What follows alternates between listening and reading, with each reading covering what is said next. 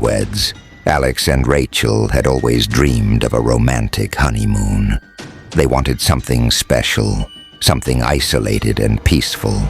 After searching for weeks, they found the perfect spot, an old but luxurious resort on a remote island. The online pictures showed breathtaking ocean views, elegant wooden cabins, and complete privacy. It seemed perfect. But some dreams turn into nightmares. The arrival, Alex and Rachel arrived at the island by ferry. The air smelled of salt and fresh earth. There were only a few other tourists, and the staff at the resort seemed welcoming. But something felt off. The receptionist, an old woman with sunken eyes, handed them a key to cabin 13. She hesitated for a second before whispering, "Don't go to the forest at night." Rachel laughed nervously. "Why not?" The woman's eyes darkened. "People hear voices. They see things. Just stay inside." Alex rolled his eyes. "Just superstitions, babe. Don't worry."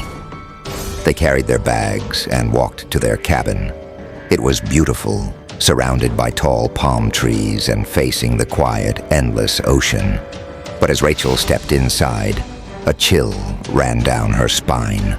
The air felt strangely heavy, and a faint smell of something rotting lingered in the room. She shook it off. It was just an old cabin, nothing more. The first night. After a long day of traveling, Alex and Rachel fell asleep quickly. But in the middle of the night, Rachel woke up. A whisper echoed in the room. "Rachel?" She sat up, heart pounding. Alex was sound asleep beside her. The whisper had been soft, almost like a breath against her ear. She looked around in the dim moonlight, but saw nothing. Then, knock, knock, knock. Someone was at the door. Rachel's breath caught in her throat. She checked the clock, 3 a.m. Who would knock at this hour? She shook Alex awake. "Someone's at the door." Half asleep, Alex grumbled and got up. He peeked through the small window beside the door. There was no one there. "See? Just your imagination," he said, crawling back into bed. But Rachel knew what she heard. The shadow in the forest. The next morning, they decided to explore the island. They swam, ate fresh seafood, and relaxed in the sun. By evening, the eerie events from the night before felt like a bad dream. But when they returned to their cabin, Rachel noticed something. The door was slightly open. "Did you forget to lock it?" she asked Alex. "I'm sure I locked it," he replied. Inside, everything seemed normal, except for their suitcase. It had been moved, and on the mirror, written in the condensation from the humidity, were 3 words: "Don't look back."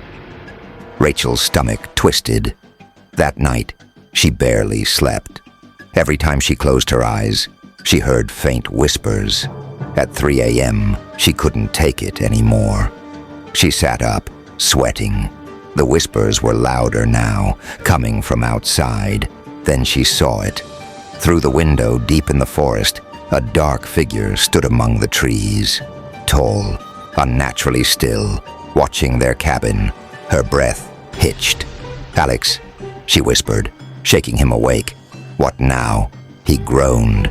She pointed at the figure, but when Alex looked, it was gone. The woman in white. The next day, they asked the resort staff about the history of the island. At first, they were hesitant to speak, but after some pushing, a bartender finally told them the truth.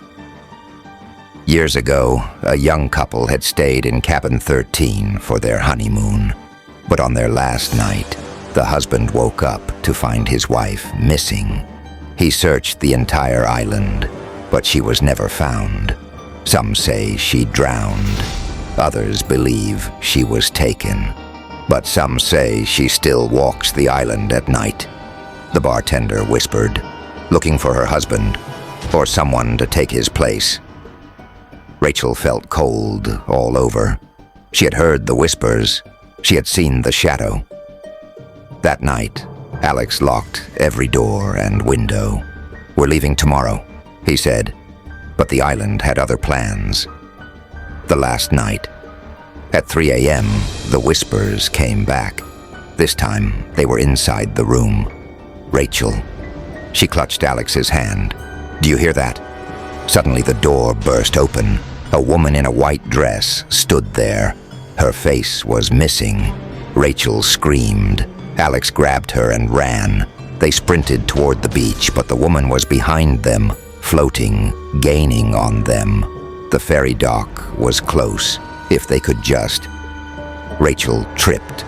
Alex turned back, grabbing her just in time. But in that split second, he saw the woman's hollow black eyes staring into his soul. Then, she vanished. At sunrise, they boarded the first ferry off the island. As the boat pulled away, Rachel felt a strange pull, as if something didn't want her to leave. And in the distance back at cabin 13, she swore she saw a figure in white, standing in the doorway, watching, waiting. They never spoke about their honeymoon again. A new beginning. Or so they thought. Alex and Rachel returned home, desperate to forget the nightmare of cabin 13.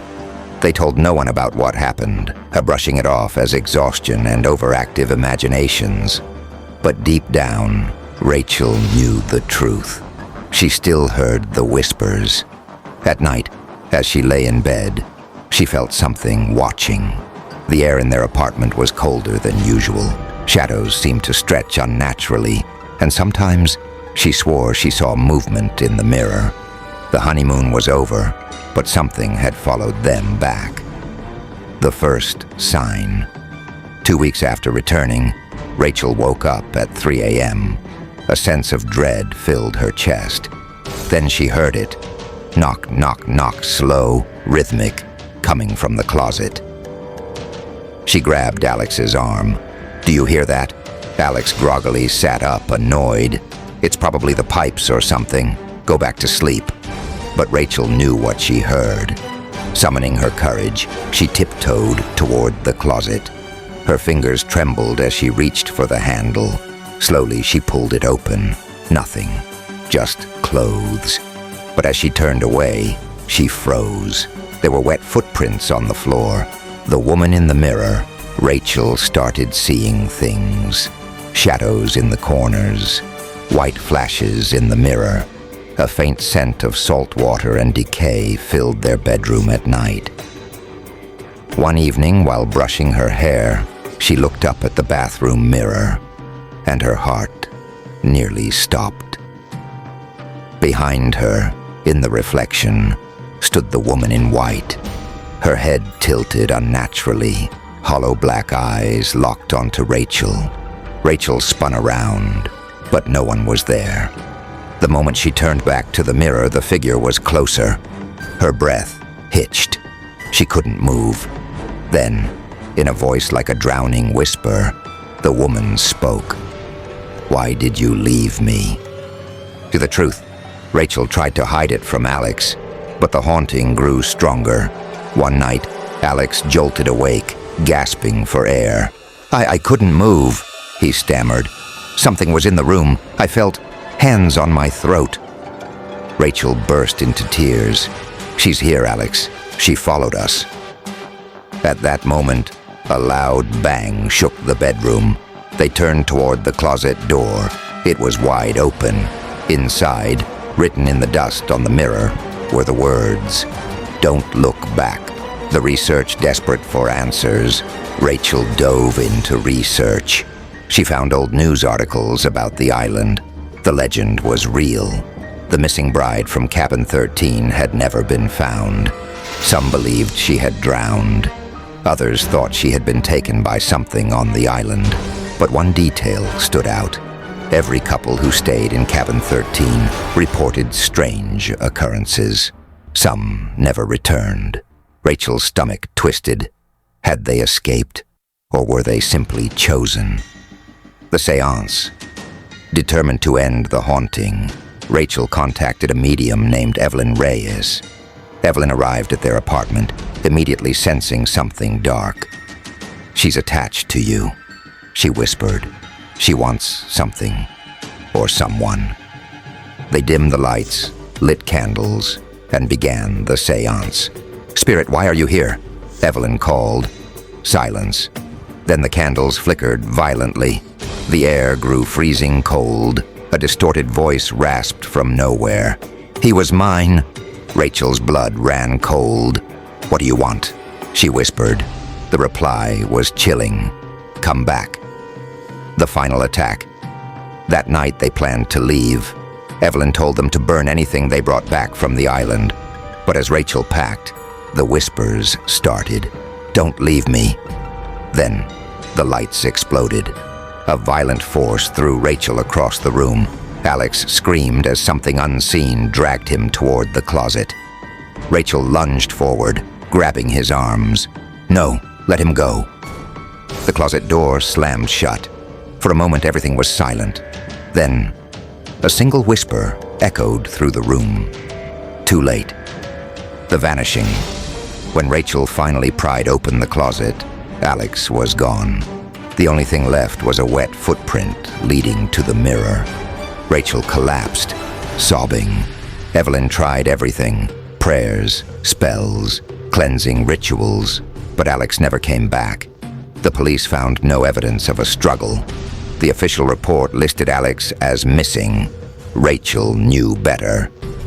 The reflection. A year later, Rachel moved away, trying to start fresh. She never stayed in one place for long, but no matter where she went, at 3 a.m., she heard it. Knock, knock, knock. And every time she looked in the mirror, Alex was there. But he wasn't alone. Behind him, wrapped in a wedding veil, was the woman in white, still waiting, still watching, still whispering. "You should have stayed. The mirror knows." Rachel barely slept anymore. It had been 6 months since Alex disappeared, and no one believed her. The police, her friends, even her own family, everyone thought he had either run away or something worse. But Rachel knew the truth. She had seen him in the mirror. Every night at 3 a.m., he was there, standing just behind her reflection, his eyes hollow, his lips moving soundlessly. And behind him, the woman in white watched her with a twisted grin. Rachel had tried everything: burning sage, covering mirrors, even moving apartments, but the hauntings never stopped. Until one night, she finally heard Alex's voice. "Rachel, help me." It wasn't just an illusion. He was trapped. Seeking the forbidden desperate, Rachel returned to Evelyn, the medium who had tried to help before. "I saw him," Rachel whispered, gripping the woman's hands. "He's not dead. He's somewhere else." Evelyn's face darkened. "He's caught between worlds, and if you keep looking for him, you might end up there too." "I don't care," Rachel said. "Tell me how to get him back." Evelyn hesitated before finally nodding. "There's only one way," she said. "You have to go back to where it started." Rachel's blood ran cold. She had to return to cabin 13. The island beckons. Rachel booked a ferry to the island, her stomach twisting with dread. The moment she stepped onto the dock, an unnatural heaviness filled the air. It was as if the island knew she had returned. The resort looked abandoned. The once beautiful cabins were now weathered and forgotten, the wood rotting, the air thick with the smell of mildew and salt. But cabin 13 still stood, waiting. Rachel pushed open the door. The room was exactly as she remembered, except for one thing: the mirror. It stood in the corner, covered in a thin layer of dust. But as she stepped closer, her reflection wasn't alone. Alex stood inside, pale, wide-eyed, trapped. "Rachel, she won't let me go." Then the air grew freezing cold. The final choice. A whisper slithered through the cabin. "Stay with him." Rachel's breath hitched. The woman in white emerged from the shadows, her veil flowing as if caught in an unseen breeze. You took him," Rachel whispered, her voice shaking. "Let him go." The woman laughed, a dry, hollow sound. "He belongs to me now, but you can join him." The mirror's surface rippled like water, and suddenly, Rachel felt herself being pulled forward. Alex reached out from the other side. "Rachel, don't!" But she was already falling into the darkness. The other side. Rachel woke up, gasping. She was still in the cabin, but something was wrong. The air felt thick, heavy, as if the world itself was suffocating. The walls of the cabin seemed to pulse, and outside, the sky was black. The stars twisted into unfamiliar shapes. Then she heard it. The whispers, hundreds of them, echoing all around her. Shapes moved in the shadows. Others, trapped souls, just like Alex. And then she saw him. Rachel. Alex stood just ahead, his face pale but real. He reached for her, his voice shaking. "You shouldn't have come. Alex, we can leave. There has to be a way out." He shook his head. "She won't let us." And then behind him, the woman in white emerged from the darkness. Her veil lifted, revealing a face that was wrong, twisted, rotting, shifting between beauty and decay. "You belong to me now. Escape or eternity." Rachel grabbed Alex's hand. "Run." They sprinted through the twisted version of the island, shadows reaching for them, whispers growing louder. Then ahead she saw it, another mirror. It shimmered, showing the real world beyond. "Our way out," Rachel gasped. But as they ran, the woman in white shrieked. The air rippled, and suddenly, Alex was yanked back by an invisible force. "Rachel, go!" he screamed. "No, I won't leave you." She tried to pull him forward, but someone held him back. Rachel had a choice: stay and fight, or escape alone. Tears filled her eyes. "I'll come back for you." Alex's face twisted with pain, but he smiled. "I know." With one final, desperate push, Rachel threw herself into the mirror. The aftermath. Rachel woke up screaming in cabin 13, the real cabin. The island was back to normal. The sky was blue. The air was warm. But Alex was gone. She stumbled outside, breathing heavily, staring at the ocean. And then she saw it. In the reflection of the cabin's window, Alex stood behind her, still waiting. And in the distance, from the depths of the island's forest, the whispers returned. "Don't look back. The haunting never ends." Rachel returned home, but she was far from safe. Every night at exactly 3 a.m., the whispers began. "Rachel, help me. She won't let me go."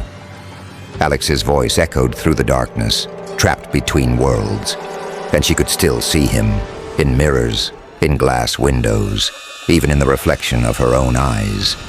But there was something worse. The woman in white was still watching, and she wasn't alone. The mark of the cursed one. Morning, Rachel woke up to find something etched into her arm. Thin, red scratches forming words. "Come back." Her skin burned, but she knew the truth. She had escaped the island, but the island had not escaped her. The more she ignored it, the worse it got. Objects moved on their own. The lights flickered. Water dripped from the ceiling, but it wasn't from a leak. It smelled like the ocean. And then, the knocking started again. Knock, knock, knock, from inside the mirror, seeking the forbidden. Again, Rachel had sworn she would never go back. But she had no choice. She contacted Evelyn once more. The medium looked at her with fear in her eyes. "You didn't break the curse," Evelyn whispered. "You only escaped it." "How do I end this?" Rachel pleaded. Evelyn hesitated. Then, in a hushed voice, she said, "You have to destroy the original mirror, the one in cabin 13. But be warned, if you fail, you may never return." Rachel's hands trembled. There was no turning back now. The return to cabin 13. Rachel stepped onto the island again, the salty air sending chills down her spine. The resort was completely abandoned now, as if the world itself had forgotten it existed. But cabin 13 still stood, waiting. The moment she opened the door, the whispers grew deafening. You should have stayed. The mirror stood in the corner, its surface rippling like water. Alex was inside. "Rachel," he gasped, pressing his hands against the glass. "It's not too late. Destroy it." But before she could move, the woman in white emerged. "You were foolish to return," she hissed. Rachel gripped the hammer she had brought. "I'm taking him back." The woman smiled. "Then take his place." The final battle. The air twisted, and suddenly Rachel was dragged into the mirror. She landed in the other world, the place of lost souls. Alex was there, chained by shadowy tendrils, his skin pale, his eyes sunken. "Rachel, don't let her win."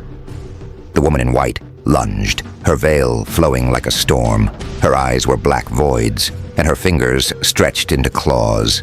Rachel dodged, grabbing a shard of broken glass.